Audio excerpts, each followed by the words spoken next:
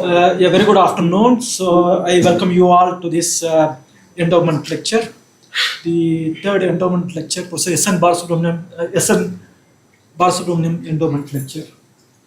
What I will do is that in the next 2 or 3 minutes or 5 minutes, I will be flashing through, telling you about Professor S.N.B. So this is the third in the series. We have started this series in 2022. The first one was given by Professor Chandrasekaran, and last year we were having the lecture by Professor Balram, and this is the third in the series. Professor S.N. Balasubrahmanyam, who was a faculty member of this department, I'm just showing in the next slide, a brief history of Professor S.N. Balasubrahmanyam. So he did his PhD from this department under the supervision of Professor B.H. Iyer back in 1958. After a couple of postdoctoral stints, one in US and again in US, 2 postdoctoral fellowship, he joined this department in 1962, and he served this department in the faculty role until 1992. He retired in 1992, and he was a very regular visitor to the department for a very long time until 2021. Sometime in 2021 May, he passed away at the age of 88. Now, what I will show I'm not very sure that this is working. At least Yes, sir, it's not working. it's not working. Switch on. That's what is required. I did not switch on. Okay. I'm not going to repeat what I told so far, so I will just continue. I'm going to take you through to see Professor SNB for about 50 years time. So here is Professor SNB at the time of joining this department back in 1966, 67. He joined this department in the faculty role, and you see Professor SNB here. So you see him here, and in the next few slides, I'm going to show Professor SNB as the time passes. So here is another photograph, little bit sometime towards his superannuation time in 1992. Here is Professor SNB here, you see that. And then you see Professor SNB again in 1987, 88, February 1988. With a group of people here. Here is Professor D.K. Banerjee here, Professor C.N.R. Rao here, Professor SNB here, and Professor Subbarao here. So you see this photograph back in 1988, and you see Professor SNB at different points in time. And then you have here Professor SNB again in 1995 in IISc conference with Professor Kishore, 1995. And then you see Professor SNB here in 1998. I think it was the retirement of one of the staff member of the department. You see Professor SNB here at different point in time. And I will show one or two more slides.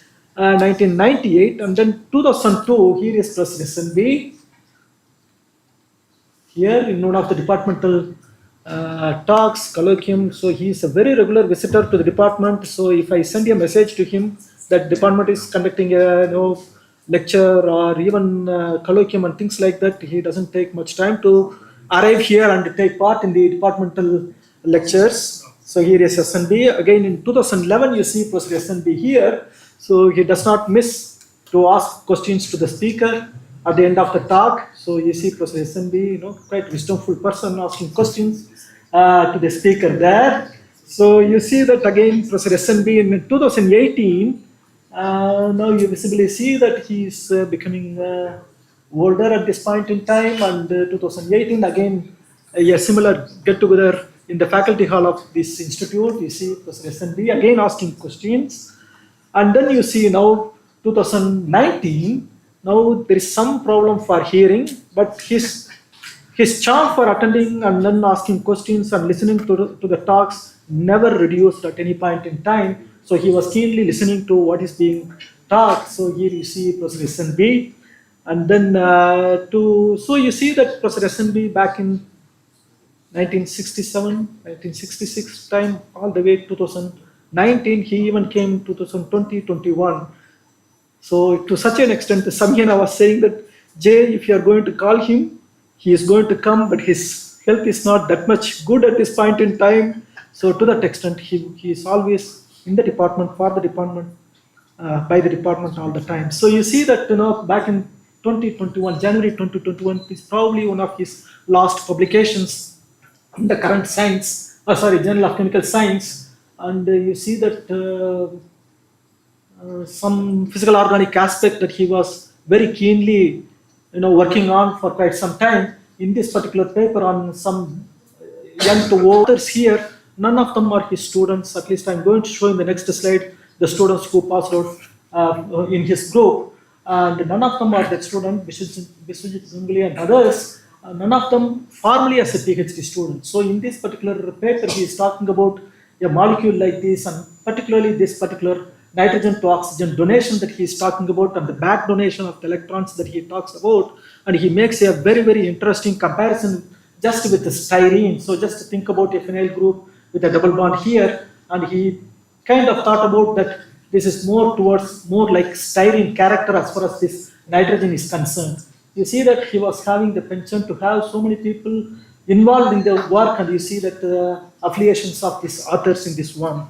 So this particular slide gives the students who passed out from Professor SNB's group, about 17, 18 students here, And in the previous slide that I have shown, are all none of them were students under him. So until 1994, starting from 1971 and all the way to 1994, and you see that Professor SNB is as such enormously, very wisdomful personality to really touch upon many different topics throughout his career. And this we can see that from the slides that Professor SNB, look at the kind of titles that we are having here. Something on the transfer of water across Western Ghats, something on the dyslexia and Indian scripts, something on some cellular tissue regenerations, something on private science in Louis Pasteur, biobatteries, Einstein, and the brain structure could depend on the learning script, use of lymph as soil conditioner, again dyslexia and intercultural comparisons, leaf proteins, science is alive and kicking, back to square one and proteome music, science reporting in regional languages, how to convert subtraction into addition, Indo-US nuclear deal. It is imperative that early education be made inclusive. So he was really, many different, extremely diverse topics, extremely wisdomful, all the time, thinking about many different aspects of science and in and around science. So this is what I gave a very brief glimpse of Professor SNB's versatile character. It was a very well-known physical organic chemist of this country, one of the pioneer physical organic chemistry back in 60s, 70s, 80s, one of the very early person who started physical organic chemistry in this country. And what's the program that we are having today is that we are just starting. So I will be welcoming the chairman of this session, Professor Chandrasekaran, to come over here to introduce the speaker, and then we are having with us Professor T.N. Guru Rao, this endowment lecture to be given by Professor Guru Rao on this particular topic of exploring wonderful world of these non-covalent interactions. And then soon after that we have a felicitation function and a vote of thanks, and then we have a high tea. So again, I welcome you all for this endowment lecture. So I request all of you to stay over here until we have this high tea finally. So let me now welcome Professor Chandrasekaran to come over here and introduce the speaker.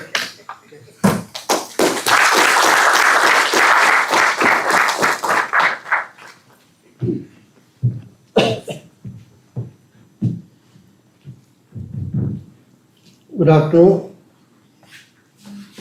I think it was Jayaraman has entrusted me with this pleasant task of chairing the session and introducing the speaker, the third S.N. Balasubrahmanyam Endowment lecture to be given by Professor Guru Rao.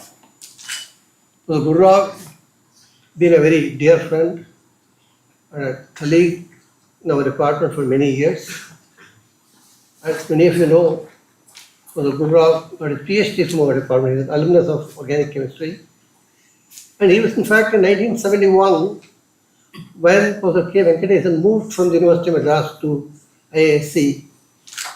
Guru Rao was one of the first batch of students, along with M.R. and Murthy, who joined the PhD with him. And he graduated in 1976. The result, you will see that from 1971 onwards, you would have had plenty of opportunities to interact and discuss with Professor S.N. Balasubrahmanyam. He has probably had much more interaction than any of us here. Professor Guru Rao, after his PhD, went abroad for postdoctoral work. I think he came back and joined the National Chemical Laboratory in Pune as a scientist to establish the extension facility there. And he worked for about 6 years. And that's around that time that he was invited to come to the Indian Institute of Science and join. In fact, he joined around the same time when I joined, when I moved from IIT Kanpur to IIT Bangalore. In fact, I remember that he was given a joint appointment with the solid state and structural chemistry and the organic chemistry department. In fact, he had students from organic chemistry as well those days. After Professor Felicitation retired, Professor Felicitation, as many of you know, is the Grand Master of Chemical Crystallography in this country. He has trained many students who have done exceedingly well, and Guru Rao is one of them. He kind of took the mantle from Professor Felicitation, KV, as we all call him, and continued the tradition of chemical crystallography.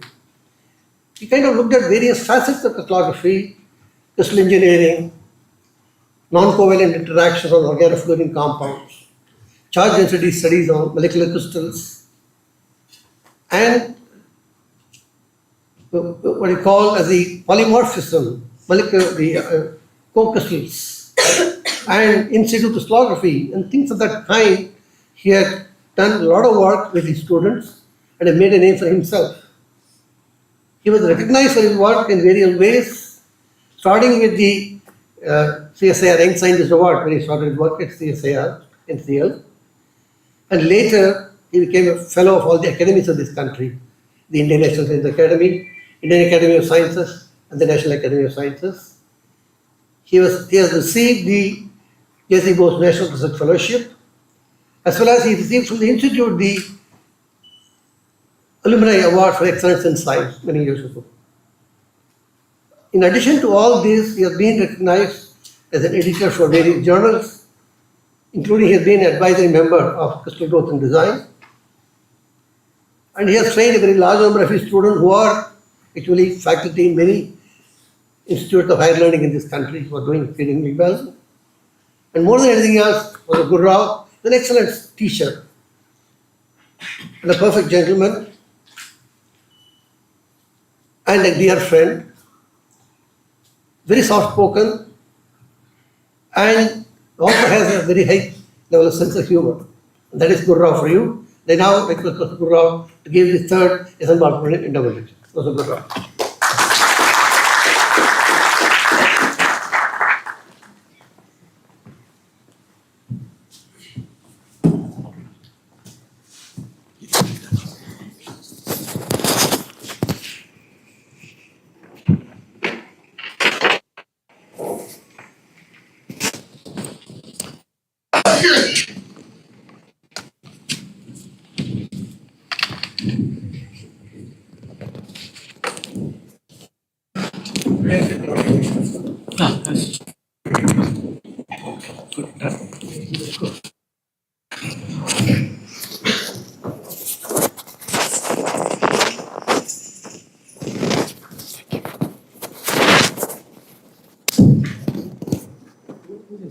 Here, but I have to get it there.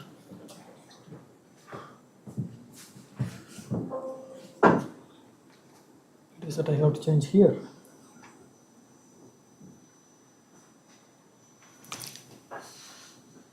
Does anyone know? It is shown here, it's not being seen there. F5? Just 1 minute. Yeah, Let him it's just- a tool here, if you can drag and F2 or F5 or?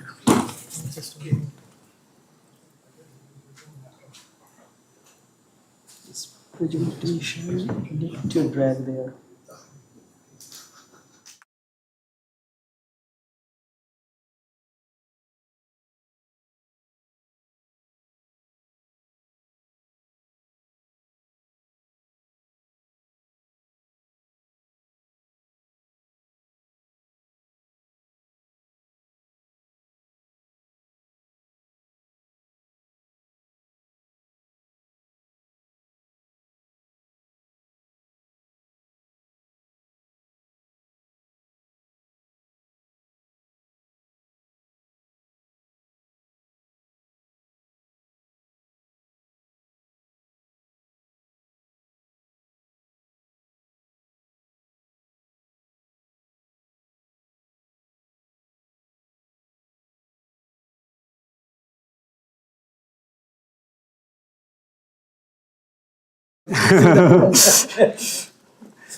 This is a typical SNB problem.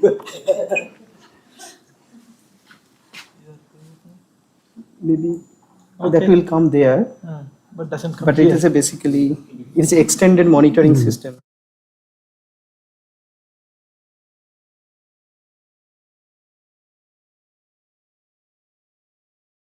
Okay. Thank you, Professor Chandrasekaran, for the kind introduction.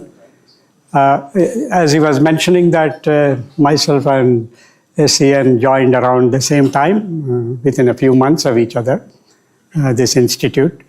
And we have been friends ever since. And some of the words he said, of course, he is out of friendship. And it's a privilege and an honor for me to be talking about a lecture in which it is essentially meant for endowment lecture of SNB. SN Balasubrahmanyam, as has been already introduced, was a man who was very versatile. He had many talents. He was a person with many, many orientations in science, general life, and also in growing materials in a farm, for example.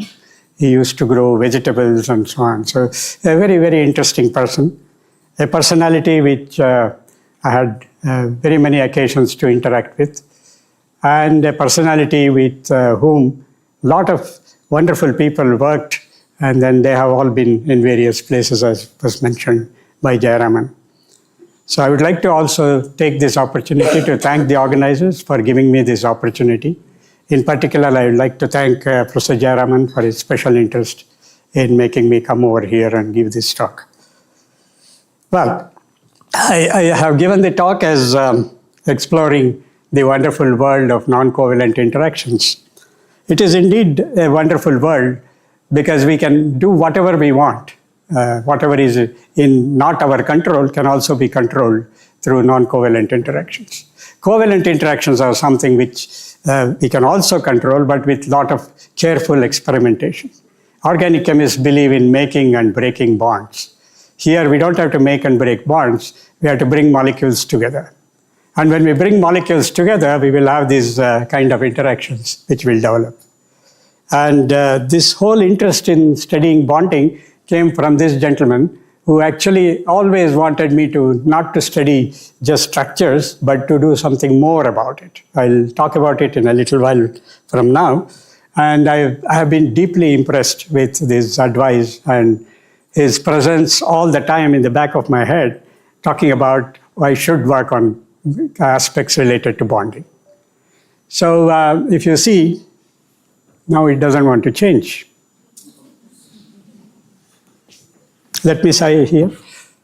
No. Sorry about this. This is really an SNB problem because SNB always created such problems and solved them, or at least suggested how to solve them. And this is where SNB can be remembered. He was a man of integrity, and he was a man who always thought of something very different from normal. Many people thought he is not normal, but he was very normal. He thought something which are away from normality, and that's what was SNB all about. A real different kind of a person. Some people thought that he even has very little patience, but that was not true. He was a very patient person, and I'm sure Ramsesha will agree that we used to have such interactions with him where we used to joke and have humor. His humor was at a much higher level than mine and Ramsesha's. So that. Coming here, not there. Oh, okay. Duplicating is not happening, so you have to drag it to one side, either left or right, then it will go to that side. No, but Because this is a continuous screen. just one second. Why don't you close the other one then? It's the The extension. other one is closed. Hmm. You just drag one side, any No, side. just open. and- Just Yeah.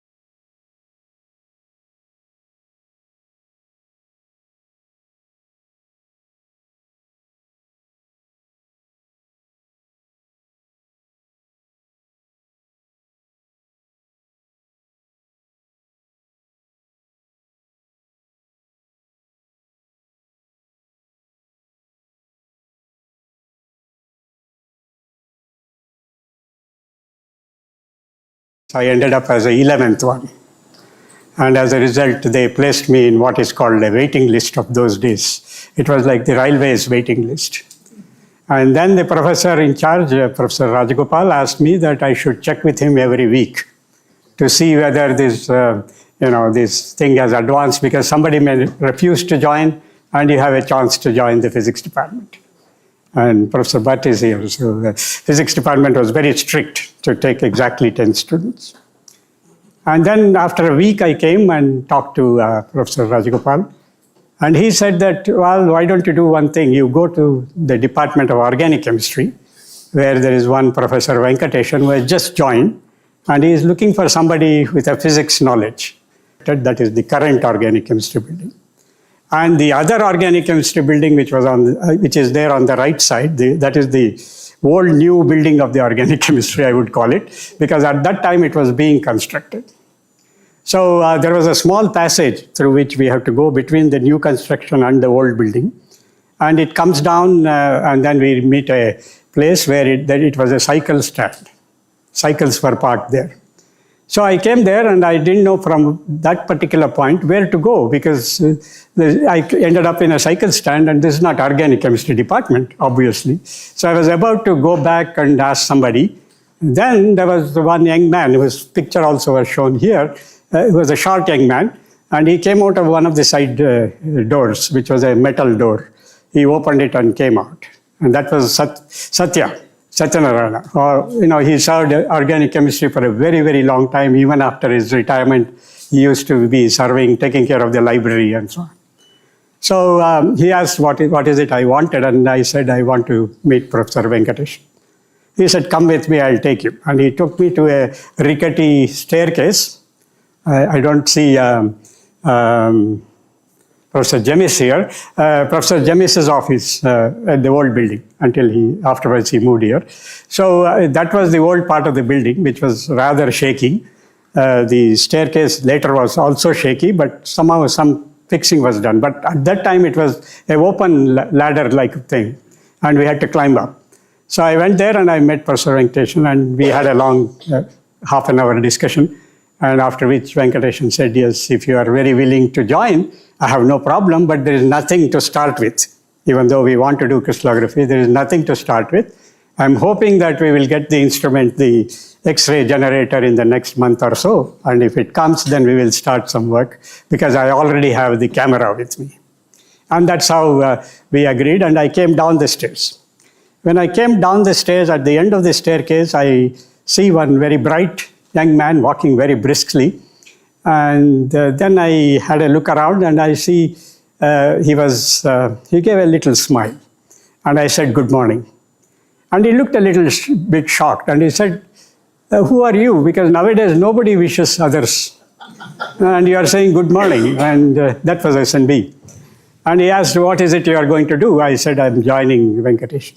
Several months before which I realized that X-rays give only the static picture. And so he said, you are working on museum of molecules. I will never forget it. And at the same time, he also told me that sometimes museums give information. So don't worry. And use that information which comes from the museum. Not just study what is there in the museum, but study what comes out of the museum. And I will never forget that. He told me that you should work on bonding. And that is what I have written here. Always told me not to just do structures from X-ray diffraction, but to do more on understanding the nature of the chemical bond. Very interesting person. I, of course, became a faculty member with him in 88, 89 in fact. 88, I joined SSCU. 89, I became joint SSCU OC. There were lots of complications, where I should work, where I should sit. All these things happened. And eventually, I got students from both the departments. And anyway, it's about, I'm not going to talk about me, I'll talk about SNB. SNB was a man with an adventure spirit, and he had no fear whatsoever. I have never seen SNB worried about some student who is completely done the experiment totally wrongly. I don't see Dr. Radhakrishna here in the audience. He is someone who actually worked with him, and we two are very good friends. We played cricket together. And at that particular time, SNB was actually very adventurous. He will give some very interesting problem. And Radhakrishna used to complain to me, hey, he has given me a problem which will never work. But then after several months or maybe a couple of years, he will come and tell, oh, that idea worked. SNB was right, it is working. So that is the type of problems he always took. He did not take an ordinary problem. He took very complicated physical organic problems, as was mentioned by Professor Jayaraman. So one of the things I got it from looking at his detailed biography is that he used to fly glider aircrafts in 1950s. Imagine 1950s. There was no proper mechanical arrangements in the gliders as well, but he was adventurous enough. At Jaipur Aerodrome, he used to fly glider aircrafts. And then he went around. In fact, this is what he advised me to do also. But I couldn't do it because I'm not a great driver. I never drove too much, but I drove a little bit in the US. But he said you should have an exploration of the United States by road in the 1960s. And then, of course, he took an ocean voyage back to Bangalore. He always wanted to travel by sea. He told me that travel by sea makes you think. Travel by air makes you forget. So it is always good to travel by sea, and then you should get the idea of how to think. And then the next one is very funny, that he said he married Chanchal Oberoi. He said it's always have been an adventure. Most of you have known Chanchal Oberoi. He was in the mathematics. She was in the mathematics department, and she was also our dean of science faculty. I did have some close interactions with her about students, and she was a strict person. She was totally opposite of SNB, and so I don't blame SNB when he claimed that he had an adventure in his own words. And then once he fell, I think Ramsesha will recollect this, he fell into the open well in his farm. Is anybody from SNB's group or SNB's? You remember that incident? Yeah, so he fell into the open well in his farm. Can you please identify yourself for the record? Son. Yeah, Yes. I saw him fall into the well. Yeah. Taking down 32 feet. He Yes. had 11 fractures, Right. broke 3 vertebrae, left foot, left hand. Yeah, that's about it. And he had a blood clot. That was later. Oh, he had 2 hematomas. Yes, yes. He had a big Because my brother-in-law operated on him. I was about to tell the story. Okay, you know it. So for the others, he actually had this adventure of doing something or the other like this. So he had a clot in the blood and in the brain, and then that has to be removed. And that was Manipal Hospital, am I right? No, St. John. St. John's Hospital, where people operated on him, and my brother-in-law was one of the members of the surgical group. And that is when I met his brother-in-law, who was a film actor, Suresh Oberoi, and he said, what kind of doctors are these? Things like that. So there was a lot of discussion about that. I don't think I have time to go through that, but essentially, SNB was a very adventurous man. I don't know about you, how adventurous you are.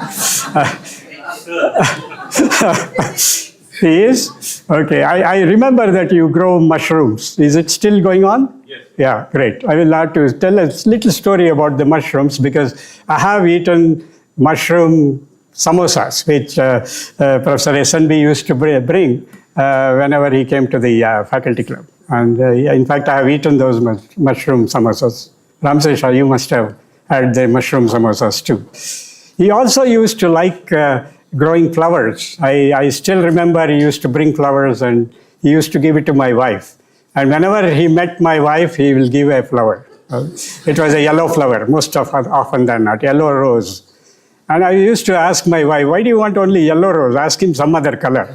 But SNB said, yellow rose is the best rose. So he will give that rose to her. So that is the type of interaction we have had over the years. And of course, many more. And what we will now come to is to the actual topic which we have to discuss about chemical bond. And this will be a sort of a special namaskar to our great SNB. So if you want to define a chemical bond and you look at some literature, very basic literature, it will tell you the following. It says an attractive force that holds atoms together to form molecules, which is acceptable. Or it also says represents the connection between two atoms, a very general representation. Two atoms, they come close and it's a bond. And then the phenomena of atoms being held together in molecules or crystals. This is the definition from the crystallography point of view. And once you have crystals, this is how they will interact. The other one is the force holding atoms together via attraction of opposite charges, which is ionic bond, and the magnetic and electric attraction of shared electrons, which could be covalent bond, or a combination of these attractions. So this is a very general definition of a chemical bond. And when you, the aim of this discussion would be to see that we want to understand chemistry at the atomic and molecular level. We want to explain reaction pathways, and we want to analyze material properties.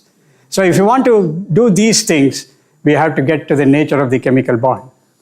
And you all know that there is an excellent book which was written 100 years ago, and it is, whatever is written in that is still valid and will be valid for eternity. And that is by Linus Pauling. Over 100 years, it's going on and on. The types of bonds one can discuss are interactions, contacts. So there are two issues here. One is the interaction, the other is the contact. Now, can both be called a bond? Professor Arunan has done a lot of investigation on this, which is bond and which is not bond. And of course, there are different kinds of bonds which are defined. So today we will discuss about the nature of non-bonded contacts. And we will see that this non-bonded contacts, particularly non-bonded covalent interactions, is what I would like to discuss and bring in the issue of how these bonds will form between molecules. And that is where it all began. And this work began several years ago, about 50 years ago, in fact. And one of the pioneers was Philip Coppens, 1930 to 2017. He asked two questions: what happens to an atom when it is in a molecule? And what happens to a molecule when it is in a crystal? And he always believed that experiments only can do this, because he thought that theory can always support it. But theory cannot do what experiments can do. Once we have an experimental data, Ram Sasha is smiling, the theory will follow. And once we have theory, an experiment can be done to prove the theory whether it is correct or wrong. This is the philosophy with which this person worked. And in 1977 till today, so he has worked from charge density analysis, and today this area is called quantum crystallography. So we will see how this entire development took place over the last 50 years and see how the link develops. This particularly for the younger audience here, the link between the charge density analysis and quantum crystallography. There are two reasons why we talk about quantum crystallography. One is, once you say anything about quantum and you say quantum something something, you get funded. If you say charge density analysis, nobody looks at that. And that is one of the reasons. The other reason is, in fact, quantum crystallography now brings in both theory and experiment together in such a way that for once, the theoreticians and the experimentalists shake hands and show their bonhomie with each other. And that's how this area has developed. And so I will give you an overview of this.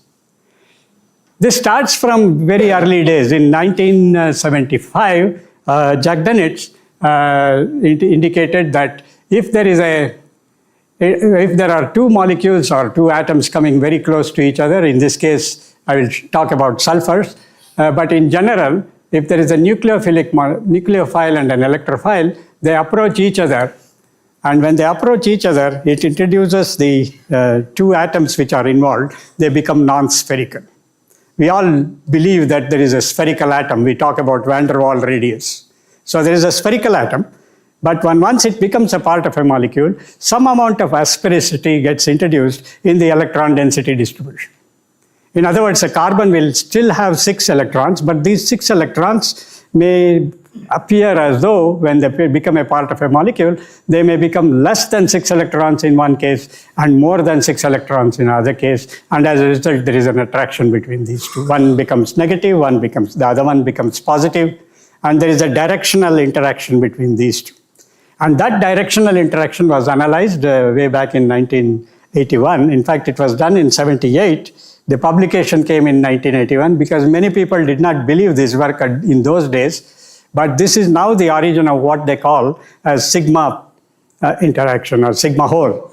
The concept of sigma hole was first, in fact, done by me. I can't believe it, but now there's a lot of reference. People talk about it, and people say that this is the first paper which indicated the non-bonded contact. Then essentially what happens, therefore, is if you have a sulfur atom with one molecule, this is one molecule, another sulfur atom in another molecule, but let's say these two sulfurs come close to each other in the crystal structure, they have this kind of a property that there is a directional preferences of these contacts, and therefore it indicates the possibility of a non-spherical shape of sulfur in crystals. This is the beginning.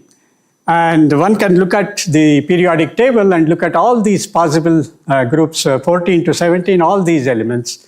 They can come close to each other in terms of nucleophilic and electrophilic interactions.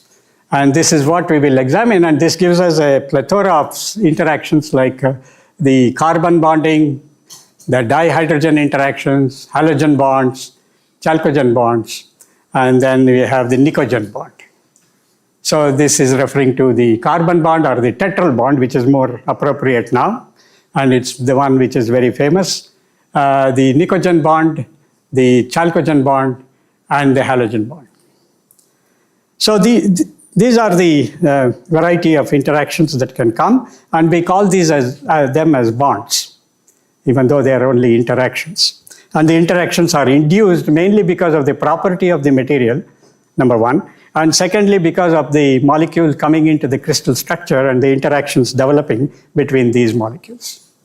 And that is why I call it the wonderful world, because these interactions can be controlled by the polymorphic modifications in crystals as well, and therefore you have a variety of such atom contacts developing. And this is analyzed by the methodology of X-ray charge densities, and this gives us to the insight into a wide palette of non-covalent interactions. This has been reviewed recently, and just last week I got a note from Molecules Journal saying that this article is the highest cited in the last couple of years in their journal. I wrote this along with all my students. Okay, now let's get to the very basic, how we do a crystal structure. For the younger audience here, when we do the crystal structure determination using X-ray diffraction studies, we record the diffraction pattern, derive the structure from that, doing Fourier transform and all that. I won't go into the detail of it, except to tell you, when we do all this, we assume that the atoms are like this. There is solid spheres. In other words, they are like billiard balls. And we do not allow for any interaction between them. And then if there is a bond, then we say that this is connected to this by a certain distance. And that distance, if it is less than the sum of the van der Waals radii, we call it a bond. And very often than not, in a covalent bond, we have, let's say, carbon here, carbon there. The distance will be 1.54 angstroms. And then we call this as the bond angle. So the whole idea of modeling of the structure goes in terms of the fact that we call the atom to be made up of an internal core and then a valence density which surrounds it, which is another core. So it is spherical. Overall, the atom remains spherical. But we have already seen from the previous slide that there is a possibility of asphericity. So what it means is that the electron density that is associated with the atom can get deformed. So this is no longer a hard sphere, but this is a soft one, and then it depends upon how the interaction develops between atom 1 and atom 2 in order to form a bond, and then this deformation takes place. And this can be modeled, and I will not go into the detail of how we model it, except to tell you that the atom density is made up of a spherical part and an aspherical part. And when we now separate these two and model this atom with a very high resolution data, because we need a large amount of data. So the experimental aspect becomes quite complicated. We have to have a very high quality crystal and diffraction data, which is again a very high quality. The quality is evaluated in terms of the resolution. So we should have a very high resolution data coming from the X-ray diffraction experiment. Once we have this information, then we can use the data to look at what has happened to these atoms. So if you look at a molecule like this, what happens to each one of these atoms? So the way it is done is that we subtract the atom density and then show only the shared density, which is a question of sphericity deviation. So any deviation from the sphericity, the aspherical deviations, are plotted this way, and this is known as the deformation. So it tells you what happens to this carbon when it is bonded to this carbon and the other bonded to the other carbon. You see that this is the residual electron density, or whatever is left out after you remove these spherical atoms. So a contribution from the spherical atom is removed, and whatever is left out, in other words, we take this density as the density from the experiment minus the electron density from individual spherical atoms. So we call it this the before molecule formation and after molecule formation. The difference between these two will define your so-called deformation density. So remember the word deformation density. We will be looking at all these interactions in terms of deformation density developing at the interaction sites. All right.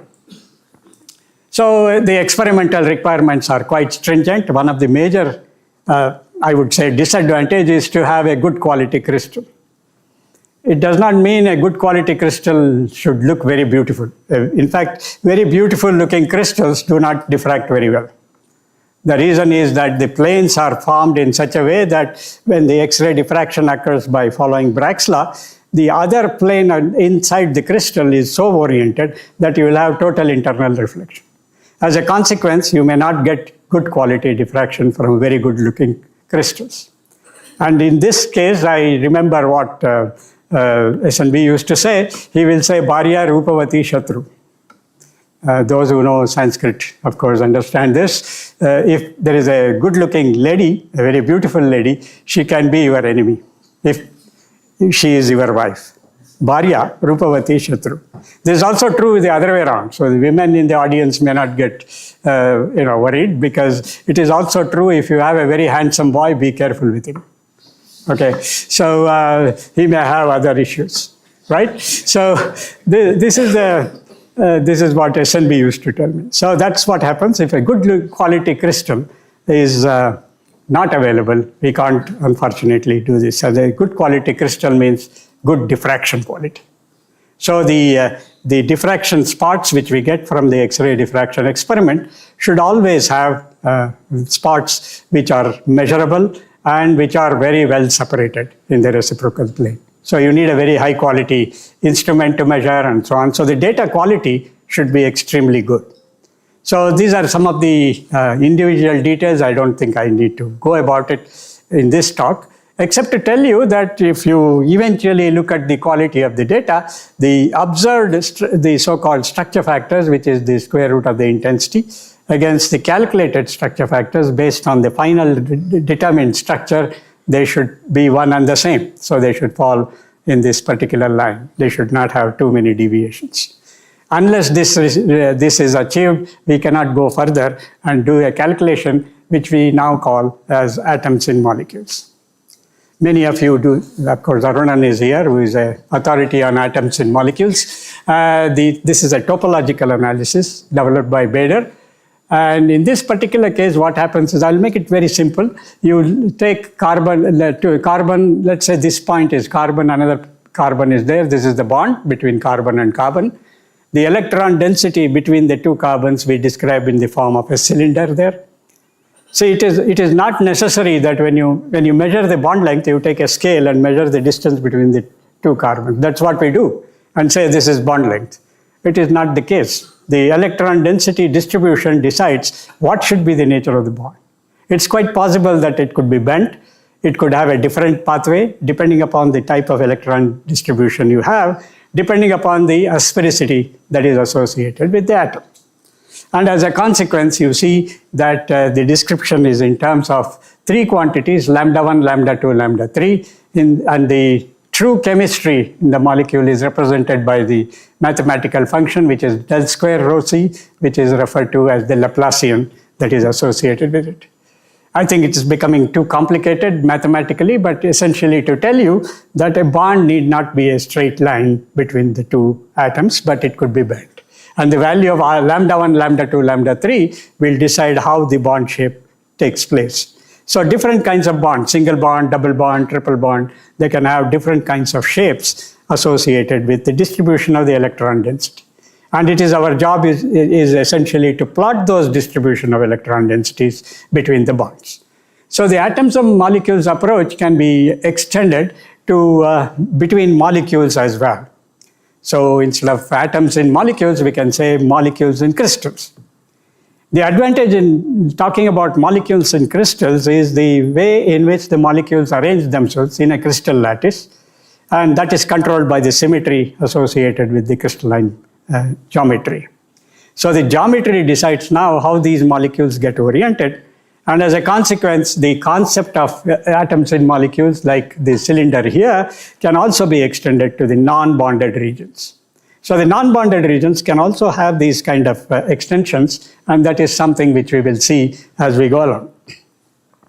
So there are two things here. One is referred to as the bond ellipticity. That tells you how bent is the bond. So it is given by the expression epsilon lambda 1 by lambda 2 minus 1. And if the value of this is equal to 0, to make it simple, it will represent a sigma bond, that is the connection between the two atoms. And if it is greater than 0, it will represent a pi bond. So the pi and the sigma are perpendicular to each other in these examples.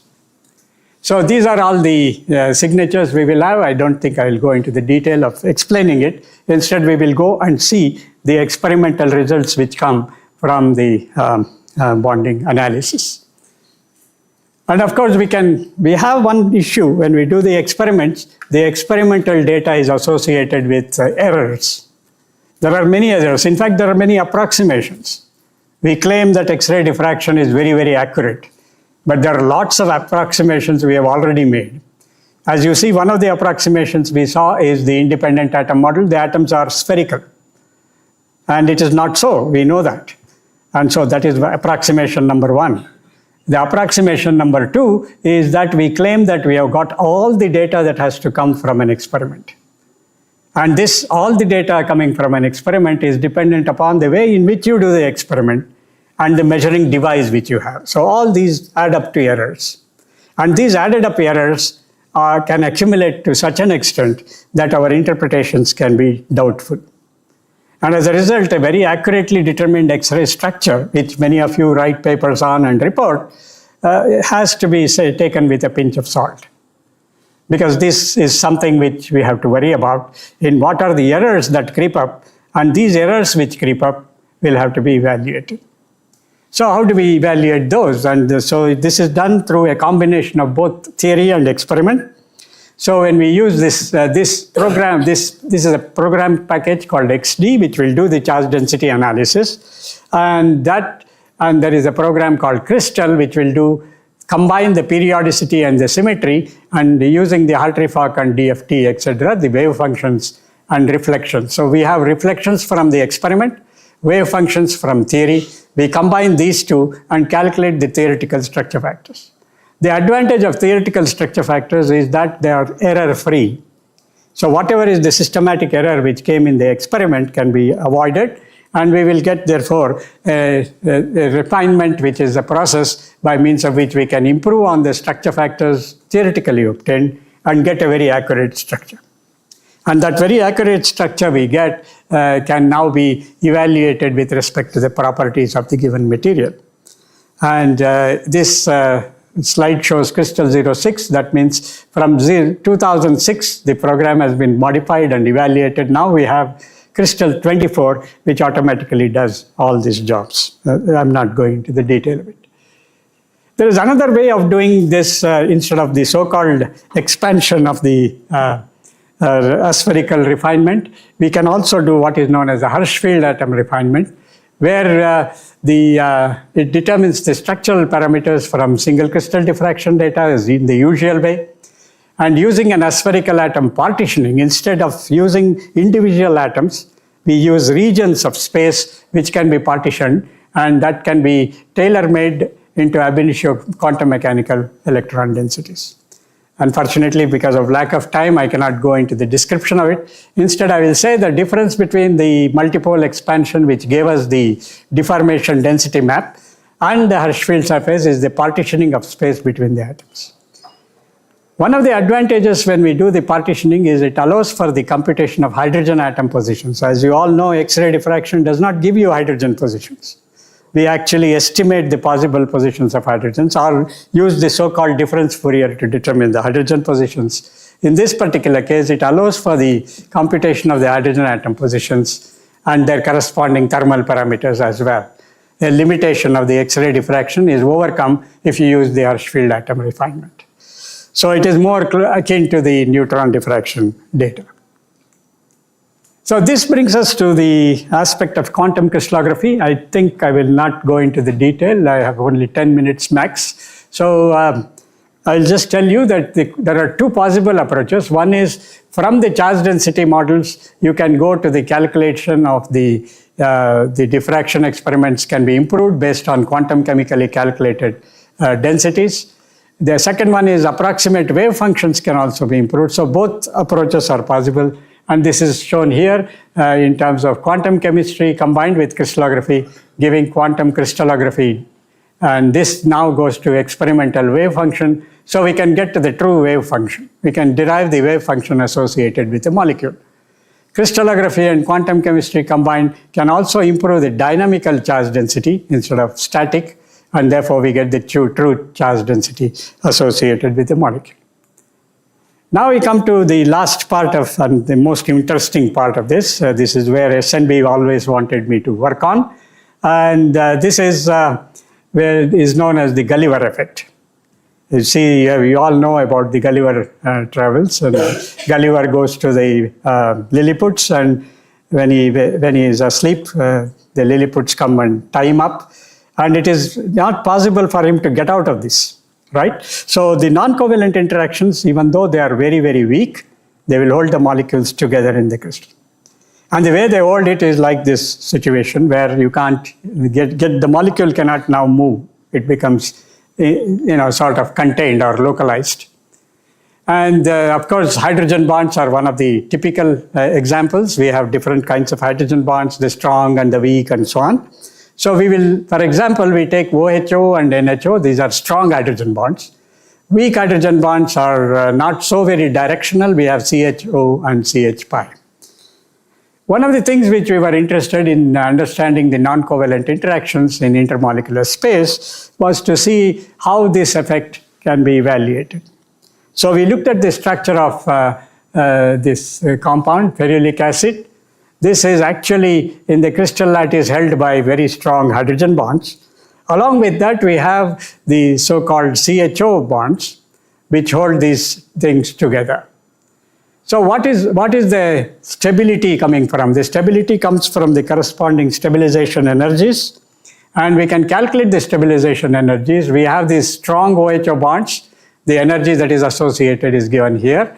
This shows it's very strong, minus 47.48. The negative sign standing for the strength of the bond. If you see now the combined action of these CHO, which is like the Lilliputs tying Gulliver, this is known as the Gulliver effect. This gives rise to a reasonably strong interaction compared to the OHO bond here, which is only minus 10, and of course this bond, which is again a CHO, which is minus 1.82. So essentially, the significance of the lone pair directionality in relative strength of CHO interactions comes out from this, and the charge density indicates the Gulliver effect. We have analyzed a large number of possible non-covalent interactions. This is a very general plot which shows the electron density against the distance. Now this Rij is not the bond measured with a scale, but it is actually the electron density path. So we see that when you plot all these values in terms of the amount of electron density, it's so little. And this you see that it is going from 0 to 0.25, and you see the hydrogen bonding energies follow this continuum. So if you now, in other words, if you now continue this through the roof, you will get the covalent bond, ionic bond, and so on. So this is therefore the universality of bonding. I think Arunan has improved on this. He's recently written a paper on the universality of this curve. But however, this is a continuum which is representing the strong to the weak interactions. And we see here there are no hydrogen bonds, but then the bonding is between carbon and carbon, sulfur and sulfur, oxygen, oxygen, and nitrogen, nitrogen. So we decided that we will look at these interactions, and this was done starting from the so-called halogen bond. So we now look at this fluorine, chlorine, bromine, iodine, and these are the possible halogens with which we can look at interactions between bromine and bromine, iodine and iodine, chlorine, chlorine, fluorine, fluorine, and among themselves. And when we analyze this, we find from theory that if you look at something like CF3Br, you have this red region which is called the sigma hole. This is identical to what we found as the asphericity that was associated with the sulfur-sulfur interaction associated with the sulfur atom. In this particular case, it is bromine is very strong, whereas in case of fluorine, it is not so very strongly shown. And as a consequence, people believed in the earlier days that there is no possibility of fluorine involving itself in developing non-covalent interactions. But as I mentioned in the title of the talk, it's a wonderful world. And the wonderful world, in fact, indeed indicated that it is possible to see the FF interactions. And we have observed it in many, many cases. I don't think I have time to go through it. So I will quickly go through and show you some of the other results. In this particular case, you see that the three-dimensional deformation density maps in three types of halogen interactions. The trans geometry, the cis geometry, and the L geometry, where you have the chlorine atoms, you see that there is a positive region, which is the sigma hole. The sigma hole now points towards this blue region, which is the electron density region. So it is an electrophile-nucleophile interaction. Similarly, you see an electrophile-nucleophile interaction here, more clearly in this case, which is a L geometry, where you see the interaction between these two. These are the three geometries which the chlorine interactions demonstrate themselves. And then we looked at the nitrogen bond, which is involving the nitrogen atom.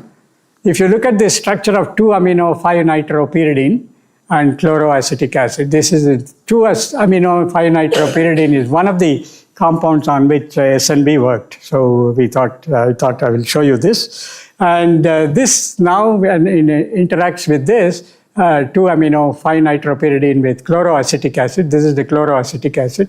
You see the distance between the nitrogen atom and the chlorine atom is 3.260, which is very much less than the sum of the van der Waals radii. So there is an interaction between these two, which is now belonging to the non-covalent interaction region, and we wanted to evaluate this and see how this develops instead of the hydrogen to chlorine distances being 2.9 and 2.8, just slightly greater than the sum of the van der Waals radii. And when we do this molecular packing, it is observed that it is clearly the case where we have this nicogen bonding. So N to Cl nicogen bond can go like that, and the bifurcated NHCl hydrogen bonding can go like that. Between the two, the choice in this particular example is going towards the nitrogen to chlorine. And that is evaluated in terms of what we call as the bond critical points, which we discussed in atoms in molecules earlier on. And therefore, you see that there is a critical point which comes here. And whenever there is a critical point, it represents a bonding. So the bonding between nitrogen and chlorine is very clearly shown here, and that interaction energies and so on we have calculated, and we can show that this is a realistic nicogen bond region. So this has been evaluated further, and we see that whenever such interactions occur, they occur in such a way that they come in this geometry, the geometry being essentially the planar nitrogen geometry rather than the pyramidal nitrogen geometry. These are the electrostatic maps which show in color the way in which the interactions develop. Then the chalcogen bond, this is a compound which we worked with Professor Mukesh. This is supposed to be a compound which is very crucial for the treatment of thyroid disorders, and this is a compound in which we have a selenium to oxygen interaction, and we wanted to analyze this interaction. Again, these are the deformation density maps shown only in that particular region, and you see very clearly the deformation densities occur in these regions with selenium showing an electron-rich region. We have the sigma bond coming in these two directions, and the way in which we analyzed this data was to see, this was the work done by one of my students, Sajesh, who is now a faculty member at IIT Delhi, and we looked at these two regions. Selenium to nitrogen is here, selenium to carbon is there. You see a little bit of yellow increased here in this direction. So if you want to cleave the bond, the cleavage is very clearly with respect to SCN and not SCC, and this is related to the biological activity and the low toxicity exhibited by this compound called epsilon, and due to the presence of the polarized NCN bond and the more stable covalent SCC bond. The covalency is indicated in this direction, and the polarization exhibited in this, it doesn't show any yellow region in this part. So it is clearly now a relationship which establishes the biological activity and low toxicity associated with this compound. Further work has been done by Sajesh later on in recent times, and he has just published another paper in this context. And the other one is, it so happens now, this from the first bench it goes to the second bench. This is something which Arunan discovered, the carbon bonding. And we called it carbon bonding in those days, and I still stick to carbon bonding, even though people now talk about tetral bonding, which is essentially the thing. So what Mani and Arunan did was to see that the XCY, X equals oxygen F, Y equals oxygen sulfur FCl. So these are the types of contacts which we can anticipate here. So if there is a nucleophilic attack on this carbon, and the nucleophile will now attach to this carbon, and the carbon gets a plus charge, and then we have a ligand with a negative charge. So essentially the way in which it can appear is that we can have a FHO, the hydrogen bond, that is one possibility. We have FCLO, another possibility. And the third one is straight interaction between carbon and oxygen. So this is the fluorine, and this is carbon to oxygen. So this was predicted that the carbon bond or a hydrophobic interaction, if they wanted to evaluate which one is the more effective one, and this report was done by Arunan. So we thought we will do the experiment.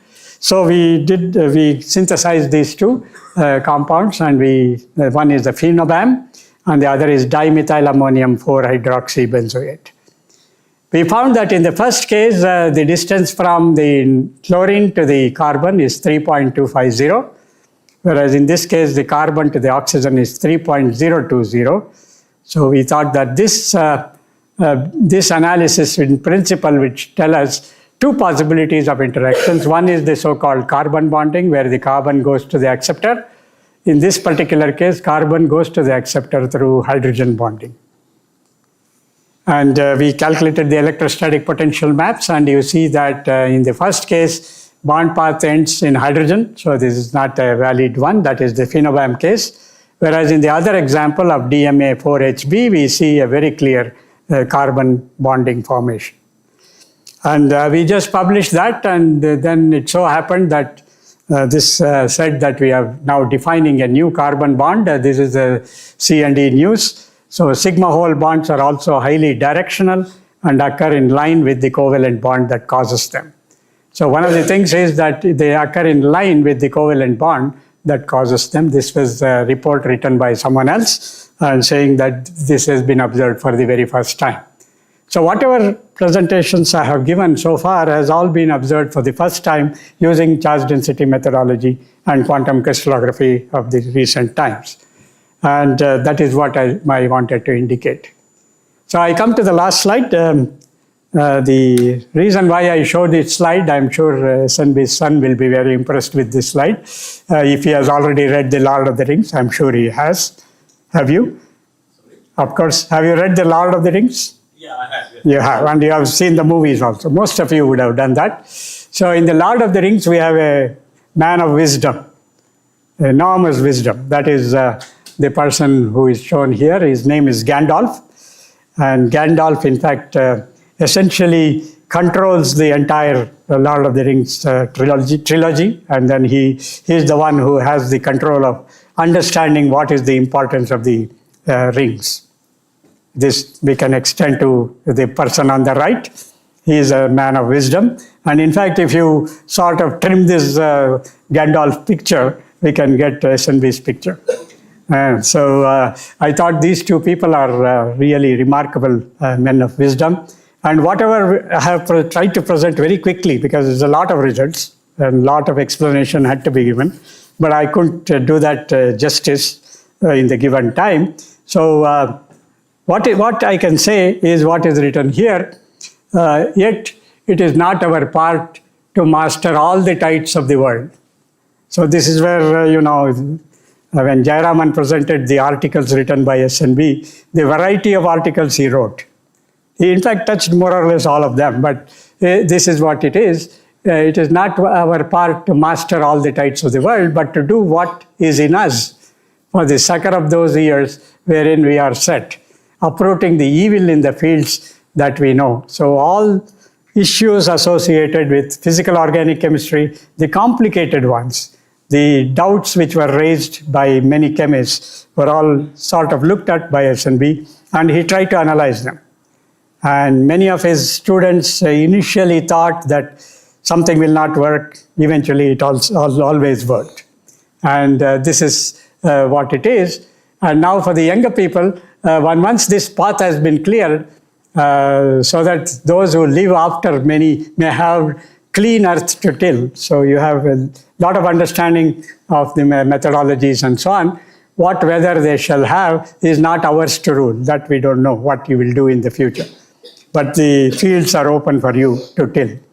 That is the statement coming from Gandalf. And in the context of chemistry, it will always come from SNB. Onwards, 71 to 76, as a student with Professor Venkatesan. And SNB used to always ask, what is the progress? And if I say I have no progress, he will say that you have progressed only in scoring more runs in cricket, but you have to score more papers in crystallography, and not just structure determination, but in bonding. And I remembered that all through my life. And whatever I have presented today, I owe it to his advice. And so I thank all of you for your patience. Thank you very much.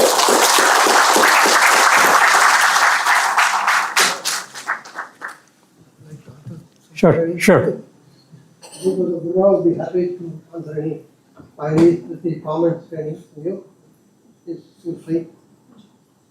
I went too fast, I know that, and I had to cover a lot of stuff. But essentially the take-home lesson is that when molecules come close to each other in crystalline lattices, the museums, they do have some life. And the life comes in the form of interactions between these molecules. And we try to analyze and understand in what way we can understand the life. And that advice from SNB was very useful. So we did study the living part of interactions in molecules in crystals. Okay. I don't know. Yeah. Thanks, Dhruv. Did you look at the transition metals at all?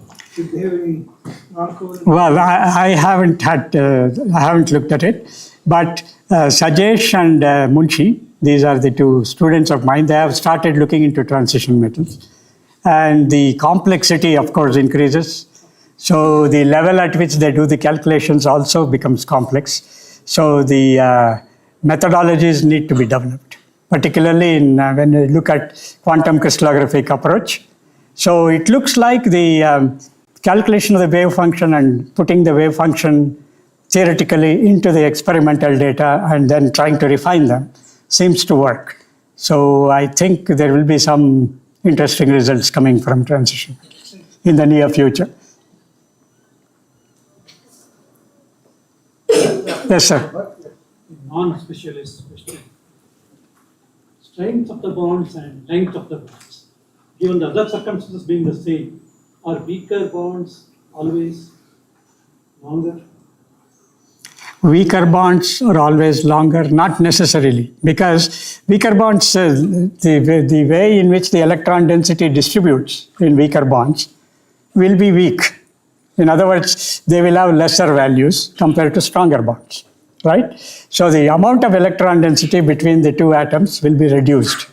So once that is reduced, the distribution will see that it makes a minimum path. That is the so-called critical point evaluation. So when they distribute along the minimum pathway, it is always the case that in principle, the weak bonds are longer than the strong bonds. It appears, but actually the two are having the similar properties, and the property is essentially covalency in nature. And that's why we call it non-bonded covalent interactions. So you do have a sigma bond and a electrophile accepting this sigma region. Sigma whole is essentially a positively charged group, and then we have a negatively charged group. So if you write a formula for the strength of the bond, does the length enter anywhere? Yes, it does, because that's how we calculate the interaction energies. So is it inversely proportional? Yes, yes. Any other comments? Query? Yes. I'm sorry, yeah, please. For this non-covalent interaction, sir, the bond angle should be a 180 degree, like in the last slide. If the bond angle is not coming as a 180, it is in between some 100 to 180, then the interaction should be, it is a non-covalent interaction or some angle should be 180 degree or any other Okay. angle. It's a good question. It depends on how the electron density deformation is oriented. So if the sigma hole is a directional one, so if the sigma hole is, let's say like this, it is not necessary that the electrons which are available for that, the so-called sigma bond region, it need not be in a straight line. It can be anywhere. And the restrictions come as they go away from the 180 degrees. They will have lesser and lesser strengths. But essentially, the electron density between them will indeed allow for the sigma bond formation. So in other words, if there is a sigma bond, the angle need not be exactly 180 degrees. It could be oriented in such a way that it goes towards the deformation region in the other atom. So it could be extendable. So you can have, for example, a weak hydrogen bond coming at around 120 degrees, and then you can have 140, 150, and 180 being the OHO bond distance. So again, the question of distance is in terms of how the electron density is going and the bond ellipticity that is associated with it, rather than a line that has to be drawn.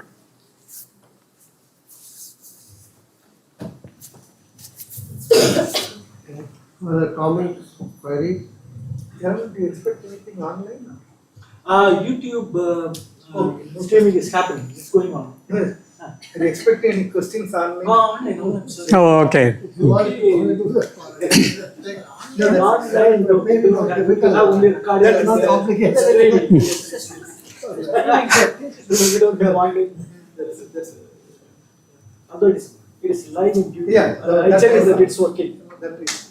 Okay. In which case, let us thank Professor Gurrao for his excellent lecture.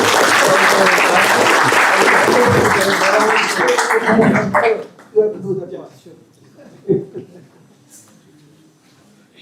So the talk is on this one. If somebody wants a copy, you can always can take it. Professor Guru Rao is suggesting that anyone who want to have a copy of his presentation, it is available with me. So just get in touch with me and I will send it across to you. The PowerPoint presentation, whatever he made. YouTube we have and it is working. It's recorded. So we have recorded. Everything is available. Yes. Yeah, come this side. Come. Yeah.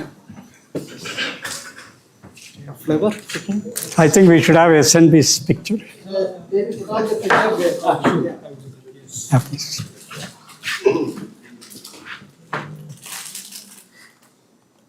Last slide you put.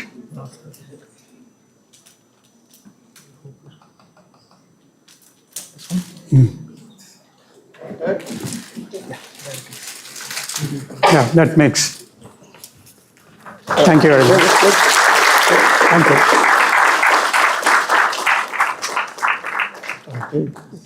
Also coming. Yeah, also, Yes. also coming. The most important one. That's true. All right. Ah, Guru, this is coming from where, if I may ask? don't ask the origin. It is coming from the endowment donor. Oh, Yeah, okay. right. Yes. Thank you.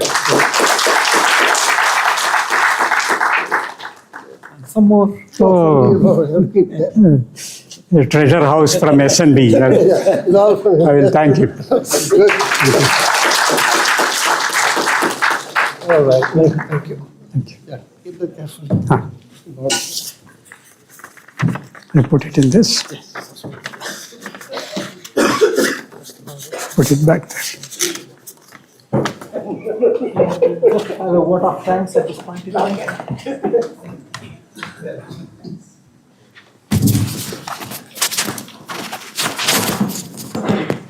Can you? I'll take it. He has a very complicated. Good afternoon. So this is the time for good of thanks. Wait. It's not there. I never realized because it is a small room. Always the voice is good enough. Okay. Anyway, time for good of thanks. First of all, I would like to thank Chair Professor SCL and Professor Gurudal for a wonderful endowment lecture. I also like to thank the donor because this donation is make this thing possible. This is Professor S.N. Balasubrahmanyam family, well-wishers, and then students, donation from them. I also like to thank the ODA chair, Professor K.J. Vinoy, and of course the institution financial section who just make possible this thing, these arrangements and all those things. And I also like to thank that all faculty members, students and others who present here to listen this talk and make this endowment lectures successful.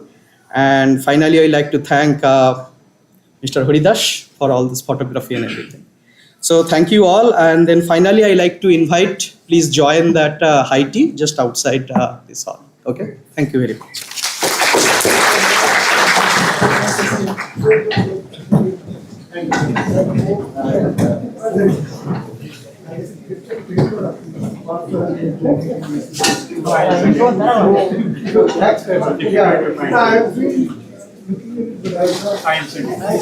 Good to see you. Oh, I'm a bit surprised to see you there. When did you come? So